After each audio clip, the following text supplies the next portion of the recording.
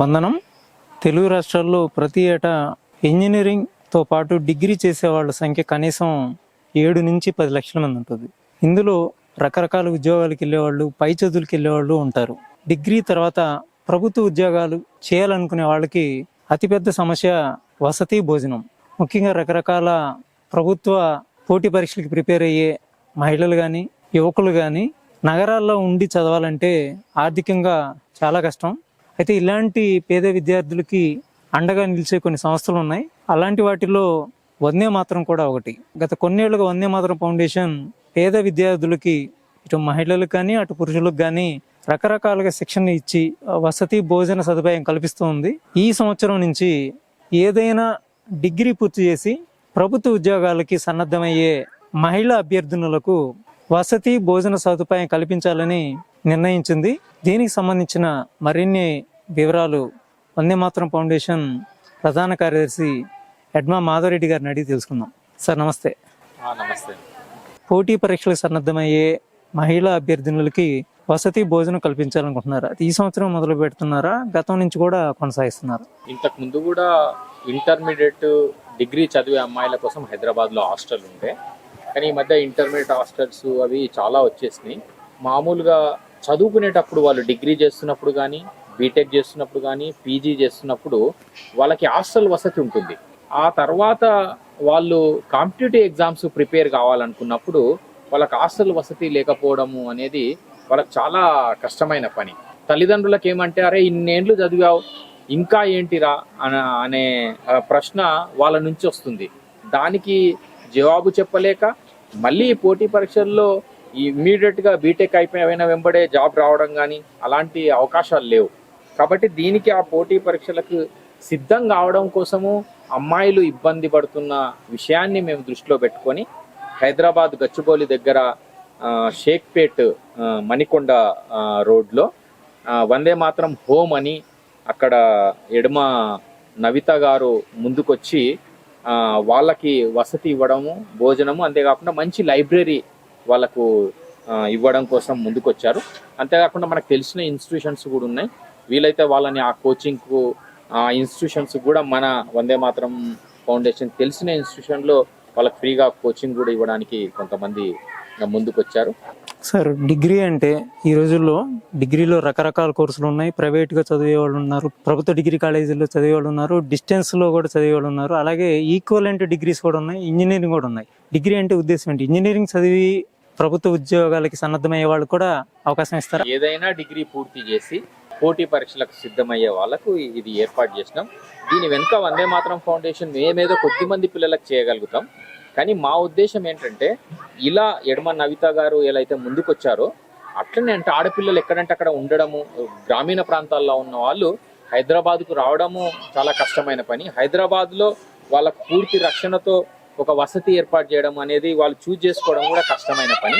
కాబట్టి మనలాంటి వాళ్ళు వాళ్ళ ఇంట్లో పెద్దవాళ్ళు ఉంటారు, రిటైర్డ్ వాళ్ళు ఉంటారు, పిల్లలు అమెరికాలో ఉన్నారు.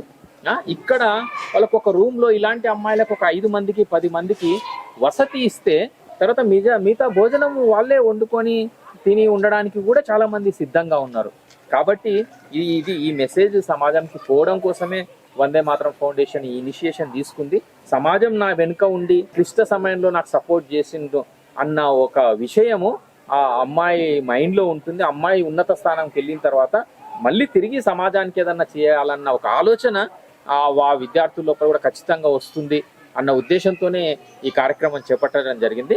మిగతా వాళ్ళు కూడా ఇట్లా ముందుకొచ్చి ఇప్పుడు అప్నా ఘర్ అని ఒక ప్రోగ్రామ్ ఉంది. అప్నా ఘర్ అంటే వాళ్ళు ఎవరంటే వాళ్ళు అక్కడ వచ్చి వాళ్ళ ఇంట్లో భోజనం చేయొచ్చు, మంచి లైబ్రరీని యూజ్ చేసుకోవచ్చు. అంటే ఇది ఏదో సేవ అంటే ఏదో పెద్ద ఆర్గనైజేషన్లే చేయాలి అన్న ఒక భావం ఉంది. అట్లా కాకుండా ఇండివిజువల్స్ కూడా అరే తాము ఈ సమాజం నుంచి చాలా తీసుకున్నాం, తిరిగి సమాజానికి ఇచ్చే అవకాశం వచ్చినప్పుడు ఇలాంటి పేద పిల్లలకు షెల్టర్ ఇవ్వడము అనేది చాలా ముఖ్యమైన విషయం. ఇది అందరూ కూడా ఆలోచించి ఇంకా చాలా మంది ముందుకు వస్తే ఈ అమ్మాయిలకి చాలా ఉపయోగపడుతుంది. వాళ్ళు ఎదిగిన తర్వాత మిమ్మల్ని జీవితాంతం వాళ్ళు గుర్తుపెట్టుకుంటారు. నిజంగా ఇది మంచి ప్రయత్నం సార్. మీకున్న పరిమిత వనరుల్లో పరిమిత మందికి మీరు అవకాశం ఇచ్చినా మిగతా వాళ్ళకి మార్గదర్శకంగా నిలవబోతున్నారు. ఇది చూసి ఇంకెంతమంది అరే మా ఇల్లు ఖాళీగా ఉంది, ఎక్కడెక్కడో విదేశాల్లో ఉండేవాళ్ళు ఇలాంటి వాటికి ఇస్తే బాగుంటుంది అనుకునే వాళ్ళు ముందుకు వస్తారు తప్పనిసరిగా. అలాంటి ఆలోచనలు ఉన్నా ఇలా ఇచ్చే వాళ్ళకి ఎవరనేది వాళ్ళకి తెలియదు. రెండింటినీ కలిపి ప్రయత్నం కూడా మీరు చేయొచ్చు. ముఖ్యంగా నా 2 రాష్ట్రాల్లో పోటీ పరీక్షల కోసం ఎక్కువగా ఫస్ట్ గుర్తొచ్చేది హైదరాబాదే. హైదరాబాద్లో వచ్చేవాళ్ళు ఆర్థికంగా కొంచెం ఉన్నత స్థానంలో ఉండేవాళ్ళు ఉంటారు, పేదరికంలోనూ ఉండేవాళ్ళు ఉంటారు. ప్రభుత్వ ఉద్యోగమే లక్ష్యంగా జీవించేవాళ్ళు, బతికేవాళ్ళు ఎంతోమంది ఉంటారు. ఒక కళ, తల్లిదండ్రులు తమను పెంచినందుకు ప్రభుత్వ ఉద్యోగం సాధించి ఏదో ఒకటి చూపాలనేది, అలాంటి వాళ్ళకి నిజంగా మీరు మేలు చేసే వాళ్ళు అవుతారేమో. అంటే దానికి ఏంటంటే మిగతా మేము అక్షరవనంలో అరే మీ కాళ్ళ మీద మేము నిలబడాలి అని చెప్తాము. అది ఏ ఉద్యోగం అనేది కూడా సంబంధం లేదు, మీరు మీ ఒక స్కిల్ నేర్చుకోండి అని. కానీ ఈ పర్టికులర్గా ఈ ఫస్ట్ జనరేషన్ చదివిన వాళ్ళకి డ్రీమ్ ఏంటంటే గవర్నమెంట్ జాబ్ కొట్టాలనేది ఒక డ్రీమ్. అది మనకు బాగా ఒక స్థాయికి వచ్చిన తర్వాత అది మారిపోతుంటుంది. కానీ ఫస్ట్ జనరేషన్ వాళ్ళకి ఆ ఆశతో ఇంతకాలం కష్టపడి వాళ్ళ తల్లిదండ్రులు చదివించారు, వీళ్ళు చదివారు, ఆ ఆ గ్యాప్ ని మనం ఫీల్ చేసినట్లయితే అలాంటి ఆ కోరిక ఉండి బలంగా డిజైర్ ఉన్న వాళ్ళకి మనకు ఒక అవకాశం ఇస్తే వాళ్ళకు ఉద్యోగాలలో మంచి స్థిరపడి మళ్ళీ తిరిగి సమాజానికి ఏదైనా చేస్తారన్న ఒక మంచి ఉద్దేశంతోనే ఈ వందే మాతరం ఫౌండేషన్ ఈ కార్యక్రమాన్ని చేపట్టింది. సార్, అయితే ఇలా వచ్చే అభ్యర్థులలో మీరు వాళ్ళని ఎలా నిర్ణయిస్తారు చేర్చుకోవాలా లేదనేది? అంటే మేము అంతమందికి మేము అవకాశం ఇవ్వలేం కాబట్టి వచ్చిన వాళ్ళల్లో ఆల్రెడీ వీరు పోటీ పరీక్షకు డిగ్రీ అప్పటి నుంచే చదువుతూ ఉన్నారు, డిగ్రీ అయిన వెంబడే ఎగ్జామ్ రాస్తే వాళ్ళకి ఇంటర్వ్యూ వరకు కూడా వచ్చింది, తర్వాత కొద్ది మార్కులలో మిస్ అయింది, అలాంటి వాళ్ళకి కొద్ది సాయం చేసేస్తే వాళ్ళు 1 yearలో వాళ్ళకి వచ్చేసేస్తుంది. కాబట్టి అలాంటి వాళ్ళకి ప్రిఫరెన్స్ మాత్రం అలాంటి వాళ్ళకే ఇవ్వడం జరుగుతుంది. అందులో తాజాగా డిగ్రీ పాస్ అయిన వాళ్ళకి అవకాశం ఇస్తారా, లేకపోతే ఎప్పటి నుంచో డిగ్రీ అయిపోయి ఉండి పోటీ పరీక్షల సన్నద్ధం అయ్యే వాళ్ళు కూడా ఉంటారు కదా, వాళ్ళిద్దరి మధ్య మీరు తీసుకుంటే ఎవరికి ప్రాధాన్యత ఇస్తారు? అంటే మెయిన్ గా ఆల్రెడీ డిగ్రీ అయిన వాళ్ళకేమో మంచి మెరిట్ ఉంది, నాకు ఇంకా నేను ఫర్దర్ గా నేను ఓన్లీ గవర్నమెంట్ ఉద్యోగం కోసమే నేను అన్నప్పుడు వాళ్ళ మార్కులు చూసినప్పుడు అది తెలిసిపోతుంది. డిజైర్ ఉండడం వేరు, అది సాధించగలిగే సత్తా ఉందా లేదా అనేది ఉన్న పరిమిత సోర్స్ లో అలాంటి వాళ్ళని మేము సెలెక్ట్ చేస్తాం. సార్, అయితే ఒకసారి మీరు చేర్చుకున్న తర్వాత ఎన్ని సంవత్సరాల పాటు మన ఈ వసతి భవనంలో ఉండి చదువుకోవచ్చు వాళ్ళు? మేము ఒక 2 years వరకు వాళ్ళకి అవకాశం ఇస్తాం. ఇప్పుడు మేము సెలెక్ట్ చేసిన దాంట్లో 2 yearsలో ఏదో ఒక నోటిఫికేషన్ పడుతుంది, వాళ్ళు ఖచ్చితంగా సాధిస్తారు అన్న నమ్మకం. అంటే సెలక్షన్కు కూడా చాలా మంది అప్లికేషన్స్ వస్తాయి కాబట్టి అందులో నుంచి కొద్ది మందికే ఇచ్చేది కాబట్టి ఖచ్చితంగా 2 years వరకు మేము ఖచ్చితంగా వాళ్ళని హాస్టల్ వసతి ఇవ్వడం జరుగుతుంది. అది కాకుండా మనకు తెలిసిన దాంట్లో ప్రభుత్వ ఉద్యోగం ఏందమ్మా ఇది రాకపోతే ఇంకో దేంట్లన్నా చేయండి అంటే మా దగ్గర ఉంటారు కాబట్టి వాళ్ళ ప్రైవేట్ ఉద్యోగంలోనైనా కూడా మనకు తెలిసిన వాళ్ళ ద్వారా వాళ్ళు జీవితంలో స్థిరపడ్డట్టు చేసే బాధ్యత ఖచ్చితంగా వందే మాతరం ఫౌండేషన్ తీసుకుంటుంది. మంచి సార్, అయితే వాళ్ళకి వసతి భోజనం మీరు కల్పిస్తున్నారు, వీటితో పాటు ఉన్నతమైన కోచింగ్ ఎక్కడ ఇస్తారు అనే చోట కూడా మీరు కనెక్ట్ చేస్తారు.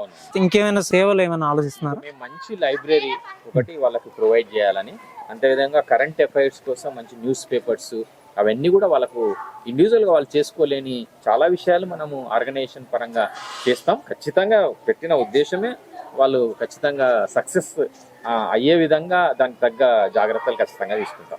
ఓకే, సంతోషం సార్. అయితే చివరిగా ఇంటర్వ్యూ ముగించే ముందు ఇటీవల మనం అక్షరవనంలో ప్రవేశాల గురించి ఒక వీడియో చేసాం. చాలా మంది కామెంట్లు అలాగే నాకు కూడా ఫోన్ చేసి మాకు మారుమూల ప్రాంతాల్లో ప్రభుత్వ పాఠశాలలో చేర్పించే అవకాశం లేక, అక్కడ చదువు బాగాలేక, లేకపోతే టీచర్ లేక మేము ప్రైవేట్లో చేర్పించాము, కానీ అక్కడ మీరు నిబంధన ఏమో ప్రభుత్వాన్ని పెట్టారు, మరి మాలాంటి పేదలకి మీరు అవకాశం ఇస్తారని కొంతమంది అడిగారు. దానికి మీరు ఏమన్నా చెప్తారా? అది చూడలేము, ఆ డిఫరెన్స్ చూడలేము. కానీ ప్రభుత్వ పాఠశాలలో చదువుతున్నారంటే వాళ్ళు నిజంగా కూడా కొంత పేదరికంలో ఉన్నట్టుగా అనుకుంటాం మనము. ఈ రోజు ఏమాత్రం కొద్ది డబ్బులు ఉన్నా కూడా ప్రైవేట్ స్కూల్కి పంపిస్తూ ఉన్నారు. మనకున్న పరిమిత సీట్లు ఉన్నాయి కాబట్టి మనం ఆ విషయంలో మాత్రం ఖచ్చితంగా ప్రభుత్వ పాఠశాల చదివే వాళ్ళకే అవకాశం ఇస్తాము. ఇంకొకటి మాత్రం మా దృష్టికి వచ్చింది, తల్లిదండ్రులు లేని వాళ్ళు లేకపోతే సింగిల్ పేరెంట్ అన్ఎక్స్పెక్టెడ్గా ప్రైవేట్ స్కూల్లో చదువుతూ తండ్రి చనిపోయిన వాళ్ళు, అలాంటి వాళ్ళు ఉంటే లాస్ట్ టైం కూడా అలాంటి వాళ్ళకి అవకాశం ఇచ్చాము. ఈసారి కూడా అది కంటిన్యూ చేస్తాం. కానీ మిగతా ఎట్టి పరిస్థితుల్లో ఓన్లీ ప్రభుత్వ పాఠశాల విద్యార్థులకు మాత్రమే ఇక్కడ అడ్మిషన్ ఇవ్వడం జరుగుతుంది. ఈ వీడియోని చూసి ఏదైనా డిగ్రీ పూర్తి చేసిన మహిళా అభ్యర్థులు మన హాస్టల్లో చేరాలనుకుంటే ఏ నెంబర్కి సంప్రదించాలి? ఒక నెంబర్ ఆల్రెడీ దాంట్లో పెట్టడం జరిగింది కింద డిస్క్రిప్షన్లో. అంతేకాకుండా గూగుల్ ఫామ్ ఒకటి ఉంది. ఆ గూగుల్ ఫామ్ నింపినట్లయితే ఖచ్చితంగా వాళ్ళకి ఫోన్ వస్తుంది, వాళ్ళని ఇంటర్వ్యూ చేయడం జరుగుతుంది. వాళ్ళ సర్టిఫికేట్స్ అవన్నీ కూడా వెరిఫై చేసిన తర్వాత వాళ్ళ సెలెక్షన్ ఉంటుంది. కాబట్టి గూగుల్ ఫామ్ నింపడం అనేది కంపల్సరీ. అందులో ఆ డీటెయిల్స్ అన్ని ఉంటాయి. దాన్ని బట్టి మేము వచ్చిన అప్లికేషన్స్ని షార్ట్ లిస్ట్ చేసి ఆ షార్ట్ లిస్ట్లో సెలెక్ట్ అయిన వాళ్ళని ఇంటర్వ్యూస్ పిలిచి సెలెక్ట్ చేస్తాం. Okay sir, thank you. Okay, నమస్తే.